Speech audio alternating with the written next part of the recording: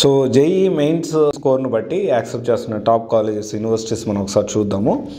And Delhi technology university and ఇది top 50లో ఒకటి. తర్వాత Birla institute of technology and national institute of Calicut, NIT Karnataka, national institute of technology Karnataka, తర్వాత వచ్చేసి NIT Tiruchirappalli, university of Hyderabad, Indian institute of space and tech Thiruvananthapuram, తర్వాత వచ్చేసి Indian institute of technology Kanpur, so తర్వాత IIT Hyderabad, national institute of Durgapur, NIT Rourkela, Assam university, బిలా university Durga, and doctor Ambedkar national institute of technology Jalandhar, గీతము, IIT Bengaluru, Indraprastha institute of information technology Delhi, institute of Infratech research and management IIT Ramu, and తర్వాత వచ్చేసి Jamia Millia Islamia university, Mahindra university. దీంతో పాటు చాలా universities ఉన్నాయి.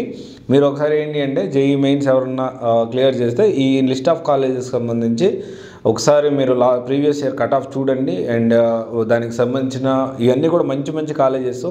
చాలామంది ఏంటి అంటే premier institutes IIT, NIT, GFTI ఇవే కాకుండా ఇంకా చాలా యూనివర్సిటీస్ ఉన్నాయి. సో కొన్ని జేఈ మెయిన్స్తో కూడా యాక్సెప్ట్ చేస్తారు. ఇంకొక విషయం నేను అప్డేట్ చేయాలనుకుంటున్నాను. ఈ మధ్య కాలంలో నేను కూడా విన్నాను, బిట్స్ దుబాయ్ మీద మేము దుబాయ్లో కూడా మేనేజ్మెంట్ కోటా మేము ఇప్పిస్తాము అని చెప్పి, అంటే స్టూడెంట్స్ని 10,000 పెట్టి కెరీర్ గైడెన్స్ తీసుకున్న వాళ్ళని మోసం చేస్తూ ఉన్నారు. యాక్చువల్లీ బిట్స్ దుబాయ్ చాలా క్లారిటీగా మెరిట్ బేసిస్లోనే మేము తీసుకుంటాము అని చెప్పారు. సో 10,000 తీసుకొని మోసం చేసేవారు మీకు కూడా తెలుసు. సో ప్లీజ్ జాగ్రత్తగా ఉండండి. ఈ మిడిల్ మ్యాన్ చేతిలో పడి మోసపోవద్దు. వీళ్ళందరూ కూడా ఏంటి అంటే బిట్స్ దుబాయ్ అని చెప్పి వేరే వేరే కాలేజెస్లో కూడా అక్కడ మిమ్మల్ని జాయిన్ చేస్తారు. జాయిన్ చేసిన దాకా కూడా మీకు అర్థం కాదు. సో డెఫినెట్లీ మోసపోయేదానికి ఛాన్స్ ఉంది. సో జాగ్రత్తగా ఉండండి.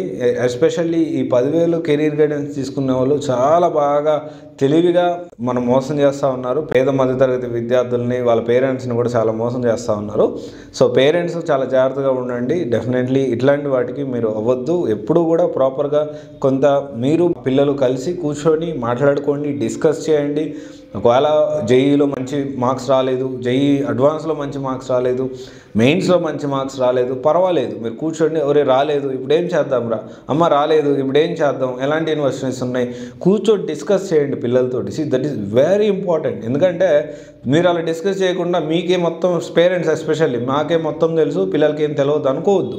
ఇప్పుడున్న పిల్లలకి కొంత నాలెడ్జ్ ఉంది. మీరు కూర్చొని డిస్కస్ చేశారంటే ఓకే నాన్న ఇది ఈ కాలేజ్ ఇక్కడ ఉంది, ఇక్కడ ఈ కాలేజ్ ఉంది, సో మనం దీనికి ట్రై చేయొచ్చు, అమ్మ దానికి ఏమైనా ఎగ్జామ్స్ ఉన్నాయా, ఓకే ఎలా ప్రిపేర్ అవ్వాలి, ఏం చేద్దాం, ఎంత అవుతుంది ఖర్చు, మన బడ్జెట్లో ఉందా, మనం పెట్టగలుగుతాం లేదా. పిల్లలతో కూర్చోండి, మనకి ఎంత ఆదాయం వస్తుంది, పిల్లలతో ఓపెన్గా మీరు మాట్లాడగలగాలి. మీరు మాట్లాడకపోతేనే పిల్లలు ఈ అదర్ అప్లికేషన్స్ ఖచ్చితంగా పేరెంట్స్గా మనం పిల్లలతో ఫ్రెండ్లీగా మూవ్ అవ్వకపోతే వాళ్ళకి ఏమన్నా ఇబ్బందులు ఉంటే ఫ్రీగా ఇంకెవరితో మాట్లాడగలుగుతారు. This is very important. చాలామంది కొంచెం ఈ పల్లెటూరు నుంచి కొంతవరకు, లేకపోతే టౌన్ నుంచి కొంతమంది, అందరూ కాదు కొంతమంది పేరెంట్స్ మాకే అంతా తెలుసు, వాళ్ళకి ఏం తెలియదు, మేము చెప్పినట్టే వినాలి, అట్లేం ఉండదు. మీకు ఏది మంచిది అనేది మీరు కూర్చొని డిస్కస్ చేసుకొని డెసిషన్ తీసుకోండి. ఓకే, ఏది ఇంట్రెస్ట్ ఉంది, ఎలా చేద్దాము, ఫ్యూచర్ ఉంటుందా లేదా. ఓకే, బీటెక్లో ఏ కోర్స్ తీసుకోవాలి చాలా ఇంపార్టెంట్ గైస్. బీటెక్లో ఏ కోర్స్ తీసుకోవాలనేది చాలా చాలా ఇంపార్టెంట్. అండ్ కాలేజ్ ఎక్కడ చదువుతున్నాం కాలేజ్ కూడా చాలా ఇంపార్టెంట్. కాబట్టి వాళ్ళ భవిష్యత్తు, మీరు కష్టపడుతుందే పిల్లల భవిష్యత్తు కోసం. ఎనీవే ఇది ఒకసారి ఆలోచించండి. Thank you.